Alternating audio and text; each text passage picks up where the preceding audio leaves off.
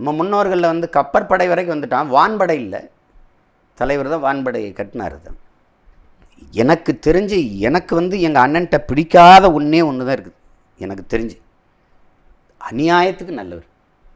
அது ஒன்று தான் அவருடைய தோல்விக்கு வீழ்ச்சி காரணம்.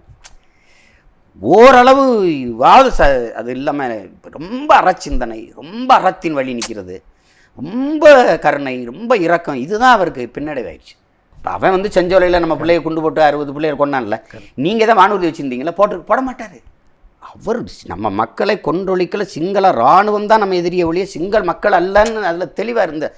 அது காரணம் அவர் பிறப்பு, வளர்ப்பு, அந்த குடும்ப சூழல், ரொம்ப பண்பட்ட சமூகம். அது வளர்ப்பு குடும்பம், அது நம்மளை மாதிரி காட்டான் கிடையாது, ராமநாதத்துக்கு காட்டான் கிடையாது. என்கிட்ட சொல்ல, நான் விளையாட்டுக்கு கூட என் நண்பர்களை பிடிச்சி தள்ளதில்லை பண்ணுறேன். போடா வாடான்னு நண்பர்களை கூட பேசுனதில்லைன்ற, சக வயசு நண்பர்களை கூட. அப்படிப்பட்டவர் கையில் துப்பாக்கி எப்படி வந்துச்சு பாருங்க. அதுதான் பிரச்சனை. அதுதான் அவர்கிட்ட இருக்கிற ஒரே ஒரு குறைனா, நான் என் அண்ணனை பார்த்துக்கங்க, அண்ணன் இவ்வளவு நல்லவனா இருந்திருக்கணுமா, அதுதான். அது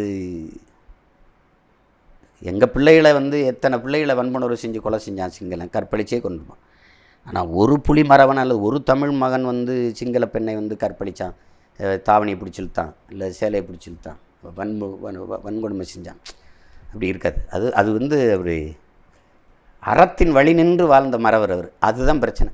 அரசியலுங்கிற எண்ணம் இல்லாதவன் மனிதனாகவே இருக்க முடியாதுங்கிறாரு அண்ணன் காந்தியடிகள். ஒவ்வொரு மனிதனின் ஒவ்வொரு வார்த்தையிலும் அரசியல் பிறக்குதுங்கிறாரு லெலின். அரசியல் வேண்டாம் என்று நீங்கள் விலகி நிற்கலாம், ஆனால் உங்கள்கிட்ட இருந்து அரசியல் ஒருபோது விலகாதுங்கிறாரு அரிஸ்டாட்டில். பிளாட்டோ என்ன சொல்கிறாரு, நீ வந்து அரசியல் வேண்டாம்னு நீ விலகி நின்னா யாரை வெறுக்கிறியோ அவனுடைய ஆட்சிகளை வாழ நேரிட்டுண்டாங்கிறார்.